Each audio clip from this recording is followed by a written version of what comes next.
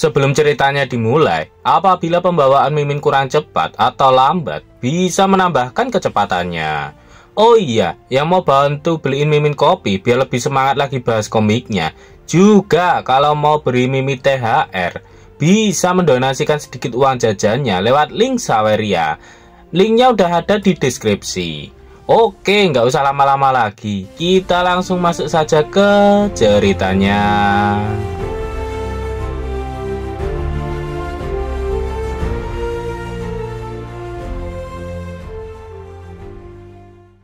Sedikit mengulang dari part kemarin, Fasiyong berkeringat mendengar ucapan dari Ye King. Dia bertanya, apa maksud Ye King dengan melaporkannya lagi? Bukankah Ye King mengatakan bahwa mereka harus mengesampingkan prasangka dan bekerja sama? Kemudian dengan senyuman yang menyebalkan dan sok imut, Fasiyong mengatakan jika kali ini dia dengan tulus mengundang Ye King untuk bergabung dengannya, Hunting Herd, sebagai kelompok berburu yang kooperatif. Fasiyong berjanji jika yang dia katakan itu benar. Melihat wajah Fasiyong dan ucapan dari Fasiyong, semua anggota Scavenger Home langsung pucat dan berkeringat dingin. Beberapa menit sebelumnya, di dalam kepulan asap yang dibuat oleh anggota Hunting Herd, para ogre mulai panik dan berteriak-teriak. Agro mereka mulai teralihkan dari anggota Hunting Herd. Strategi Fasiyong berhasil, namun dia kesal karena dia tak mampu menghadapi Hag Ogre dan Ogre Saman itu. Menurutnya, monster ini tidak mudah untuk dihadapi. Mage mempunyai pendapat. Dia mengatakan jika mereka sebenarnya tidak perlu melawan monster tingkat tinggi itu secara langsung. Lebih tepatnya, tempat ini adalah area terbuka abis, dan mereka tidak perlu mengalahkan pemimpinnya untuk maju. Jadi mereka bisa berputar saja untuk menghindari pertempuran dan langsung menuju ke titik sasaran. Fasiyong bertanya-tanya jika mereka berputar dan menghindari pertempuran, pasti monster-monster itu akan menyerang mereka secara aktif. Mage mempunyai ide lagi. Dia tahu kalau Fasiyong sudah tidak menyukai orang-orang sampah bodoh itu sejak awal. Jadi dia mengusulkan untuk memimpin mereka ke binatang yang saat ini tidak berdaya itu. Dia yakin kalau ini adalah ide yang bagus. Fasiyong terkejut mendengar ide dari Mage. Kemudian Mage menambahkan kalau tidak masalah jika semua orang sampah itu mati. Dengan ayah Fasiyong dan yang lainnya yang merupakan orang teratas, siapa yang berani meminta pertanggungjawaban dari Fasiyong? Fasiyong sangat senang dengan ide dari si Mage. Dia bangga memiliki ayah yang sangat hebat. Kembali ke masa sekarang. Dengan senyuman ramah yang sangat dipaksakan, Fasiyong kembali menanyakan bagaimana menurut Ye King. Fasiyong sudah dengan tulus mengundang dirinya untuk bergabung dengan kelompok pemburu Hunting Herd. Zhou Tong yang berada di belakang Ye King berbisik kepada Ye King. Dia mengatakan kalau kelompok Fasiyong hanya ingin mereka masuk dengan cepat dan menjadikan mereka umpan meriam. Kelompok Hunting Herd memperlakukan mereka seolah-olah tidak mengerti maksud mereka. Wu Ming yang tidak pintar dalam berpikir pun mempunyai pendapat yang sama dengan Zhou Tong. Menurutnya Hunting Herd hampir musnah meskipun seluruh tim mereka berusaha keras. Jadi sudah jelas jika ini adalah sebuah jebakan untuk membiarkan mereka bergabung sekarang. Namun berbeda dengan Liu Xingran, dia justru sangat bersemangat karena ada monster kuat yang dia justru sangat bersemangat karena ada monster kuat untuk ditantang. Menurutnya ini adalah kesempatan yang bagus untuk berlatih. Dia meminta Ye King agar tidak melewatkan kesempatan ini. Masih dengan senyuman ramah yang dipaksakan, Fasiyong kembali bertanya bagaimana menurut Ye King tentang usulannya. Hunting Herd akan memperlakukan Ye King sama seperti kelompok berburu tingkat A, dan bahkan akan menyimpan bagian ekstra untuk mereka selama penyelesaian akhir. Dan akhirnya Ye King pun memutuskan jika mereka akan ikut. Namun Zhou Tong menarik tubuh Ye King untuk mencegahnya dan membatalkan keputusannya. Sedangkan di sisi lain, Liu Xingran juga menarik tubuh Ye King dan memberikan dia semangat agar dia melanjutkan keputusannya itu. Liu Xingran terlihat sangat bahagia. Fasyong senang karena rencananya telah berhasil. Dia mengatakan kalau Ye King sangat layak menjadi orang yang Fasyong pilih. Jadi mereka akan menyerang bersama sebentar lagi sebagai bukti persahabatan mereka. Namun tim Scavenger Home sama sekali tidak memperhatikan ucapan dari Fasyong. Mereka sibuk dengan urusan mereka sendiri. Yiling tertawa bahagia melihat Yautong yang dipukul oleh Ye King karena terus merengek padanya. Sedangkan Liu Xingran adalah yang paling bahagia karena dia bisa berlatih dengan monster yang kuat. Dan yang ada dalam pikiran Wu Ming hanyalah menebas saja. Setelah itu, Ye King mengajak kelompoknya untuk berkumpul. Namun sebelumnya, dia mengatakan pada Fasyong jika dia meminta waktu sebentar untuk dia akan melakukan rapat internal. Dengan wajah bodoh dan kebingungan, Fasyong pun mempersilahkannya. Yautong masih mencoba membujuk Ye King. Dia terus mengatakan jika Fasyong itu punya niat buruk terhadap mereka sejak awal. Dia ingin menyingkirkan mereka. Yautong bertanya, jangan bilang kalau Ye King benar-benar akan bergabung dengan mereka. Namun Ye King tak menjawab pertanyaan dari Yautong. Dia mengeluarkan sebuah kartu equipment di tangannya dan langsung memberikan equipment itu kepada Yautong. Ye King berkata, pegang perisai kecil ini, gunakan untuk menyelamatkan dirimu di saat kritis. Yautong terkejut. Dia mengetahui jika perisai itu memiliki kelas legendaris.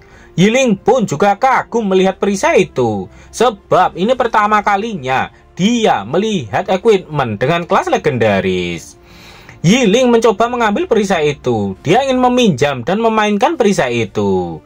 Namun Yautong juga ragu karena tabungannya yang cuma sedikit tidak akan mampu memperbaiki kerusakan pada perisai legendaris itu jika dia menggunakannya.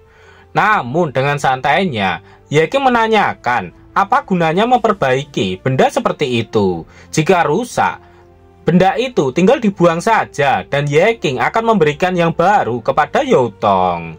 Tiba-tiba, Ye King mendekat ke arah Liu Xingran yang membuatnya sangat terkejut dan berkeringat. Ye King bertanya, bukankah Liu Xingran memiliki tingkat kemampuan medis tertentu sebagai bagian dari bakat seorang kesatria? Liu Xingran sedikit gugup karena wajah Ye King tepat berada di hadapannya. Dia mengatakan kalau sepertinya memang begitu. Tapi Liu Xingran tidak begitu pandai dalam skill penyembuhan. Meskipun mantra penyembuhan seharusnya menjadi salah satu skill inti para kesatria. Oke, sudah diputuskan. Kau akan menjadi healer, ucap Ye King dengan ekspresi yang gak banget. Liu Xingran terkejut. Dia sebelumnya selalu menjelajah ke abyss sendirian. Jadi dia tidak cocok jika harus menjadi seorang healer. Ye King menjelaskan jika kali ini Liu Xingran tidak perlu menyerbu ke medan perang. Misinya adalah melindungi para profesional garis belakang mereka, yaitu Yautong dan Yiling. Menurut Ye King, Liu Xingran adalah satu-satunya pengisi tugas di antara mereka yang memiliki skill untuk melindungi orang lain. Jadi dia dapat membantu semua orang meninggalkan abyss dengan aman. Dengan wajah memelas, Yautong mengatakan kalau dia menyerahkan dirinya di tangan Liu Xingran. Sedangkan Yiling, dia mengatakan kalau sebenarnya dia tidak serapuh itu. Hal itu tentu saja membuat Liu Xingran sedikit berkeringat. Aku serahkan padamu, lindungi mereka dengan baik, ucap Ye King sembari menepuk pundak Liu Xingran.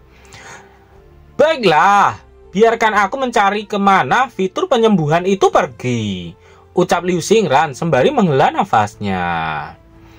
Yautong terlihat menangis karena perisainya berhasil diambil alih oleh Yiling untuk bermain-main. Melihat Yiling bermain dengan apinya, Ye King mengatakan kalau mantra apinya bersifat instant cast. Jadi dia harus memprioritaskan untuk menargetkan semua monster yang mencoba masuk ke jarak dekat agar mereka tidak mati terlalu dekat. Ledakan mayat dari Necromancer dapat membuat mayat berdiri dan menjadi bom mayat setelah jatuh selama 5 detik. Jadi Yiling harus mengambil jarak yang cukup aman. Tapi sihir api Yiling sangatlah kuat. Dia dapat membakar mereka langsung menjadi abu. Mereka tidak akan meledak meskipun mereka mau. Setelah itu, Ye King dan Wuming saling menatap. Sembari melemparkan kotoran hidungnya, Wuming bertanya kenapa Ye King menatap dirinya. Wuming tidak akan mati dalam hal apapun. Ye King menyesal mengkhawatirkan Wuming. Akhirnya Ye King menyuruh Wuming agar melakukan apapun yang dia inginkan. Dan yang tersisa adalah tujuan mereka yang sangat sederhana, yaitu untuk melenyapkan Ogma dan Octella secara mandiri tanpa bantuan dari Hunting Herd.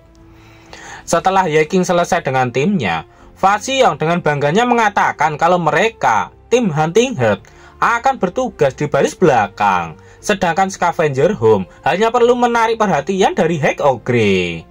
Tapi sebelumnya, Fa Xiong memperingatkan Ye King agar hati-hati dengan makhluk kecil yang menunggangi Hek Ogre itu, sebab dia bisa meledakkan mayat-mayat. Tanpa mengatakan apapun, Ye King dan yang lainnya berjalan masuk ke dalam asap untuk melakukan apapun yang mereka ingin lakukan. Melihat tim Scavenger Home begitu saja masuk, Fa Xiong mengatakan kalau mereka adalah orang-orang yang sangat bodoh, sebab mereka pergi begitu saja. Mereka bahkan tidak mengambil buff atau power up. Di sisi lain, perlahan, Ye King dan anggota timnya mulai menghilang dalam kepulan asap. Setelah itu, Fa Xiong langsung berlari dan mengajak timnya untuk segera bergerak. Kalau tidak begitu, ketika pasukan Ye King telah dihabisi, Agro akan kembali ke arah mereka. Di sisi lain, terlihat beberapa ogre yang sedang melihat ke arah seseorang yang ada di balik asap. Orang itu mengatakan agar para ogre itu datang ke arahnya. Mendengar provokasi itu, para ogre pun langsung berlari ke arah orang itu. Tak lama kemudian, ledakan pun terjadi di sana dan para ogre itu pun langsung tewas. Kini di hadapannya sudah ada beberapa ogre lagi, dan Hek Ogre yang bersama dengan ogre saman di atasnya. Hek Ogre mengatakan sesuatu, dan tentu saja yang sebelumnya menghabisi para ogre adalah Ye King. Dia tak tahu apa yang dikatakan oleh Hek Ogre itu. Kemudian Ye King melakukan analisa isi bahasa. Pesan sistem muncul, berhasil dalam pemeriksaan intelijen. Sekarang kamu mengerti bahasa monster. Hah, orang bodoh. Kami adalah klan ogre yang ditugaskan oleh surga untuk menjaga lembah tempat kaisar beristirahat. Siapapun yang berani masuk tanpa izin harus mati dan menebus dosa dengan cairan merah mereka, ucap ogre saman sembari menunjuk ke arah Ye King. Setelahnya, ogre saman mengaktifkan mantra necromancernya dan cahaya kemerahan muncul dari tongkatnya dan menuju ke arah mayat ogre yang telah dihabisi oleh Ye King. Yao Tong keluar dari tempat persembunyiannya. Dia tahu sesuatu. Dia memberitahukan Ye King jika tampaknya itu adalah pengendalian pikiran. Sihir pengendalian tingkat tinggi. Saman ini pasti ahli strategi seluruh pasukan. Selama dia dihabisi, seluruh pasukan ogre harusnya tidak lagi menjadi ancaman. Dari arah lain, terlihat sejumlah ogre yang sedang membawa kapak besar dan berat, sehingga membutuhkan 3 ogre untuk mengangkatnya. Yotong terkejut melihat kapak super besar yang dibawa oleh sekawanan ogre itu. Kapak itu selanjutnya diserahkan kepada Hek Ogre. Di tangan Hek Ogre, kapak itu seperti kapak pada umumnya, tidak terlihat besar dan berat. Ogre saman tertawa menari di atas kapak itu. Pesan sistem muncul, pemulihan kesehatan, memulihkan poin kesehatan secara perlahan. Fisik yang sangat besar menolak teknik pengendalian dan melemahkan efek pengendalian. Sialan, dengan HP sebanyak ini, armor setebal itu, dan kapak pemenggal itu, satu serangan darinya pasti akan membunuhku. Bagaimana kalau kita menghentikan saja yang sedang kita lakukan ini dan menunggu pasukan Hunting Herd datang? Ucap Yao Tong yang ketakutan melihat Hek Ogre yang ada di hadapannya. Namun setelah melihat ke belakang, Yao Tong terkejut karena semua anggota Hunting Herd sudah berlari dari tempat itu. Yao Tong tahu jika mereka benar-benar menggunakan timnya sebagai umpan meriam. Yao Tong mengatakan bahkan jika Hunting Herd melihat mereka sebagai umpan meriam, mereka seharusnya tidak memperlakukan diri mereka sendiri sebagai umpan meriam. Wu Ming mendekat dan bertanya apa yang harus mereka lakukan sekarang. Ye King menjelaskan jika Saman mayat hidup juga berencana untuk membuat umpan meriam yang tidak hanya dapat mengepung mereka, tapi juga berubah menjadi bahan untuk bom mayat dan terus menyebabkan kerusakan besar bahkan jika mereka mati. Jadi Ye King akan bertanggung jawab untuk melepaskan kepala mereka dan Wu Ming hanya perlu membersihkan sekitarnya. Wu Ming paham dan mengerti dengan penjelasan dari Ye King. Dia akan melakukannya. Tiba-tiba Wu Ming berlari ke depan, sedangkan Ye King berteriak kepada Wu Ming karena dia belum selesai berbicara. Kalian semua, dengarkan baik-baik. Jangan biarkan satu pun hidup. Hah, tentu saja. Serahkan garis belakang kepadaku.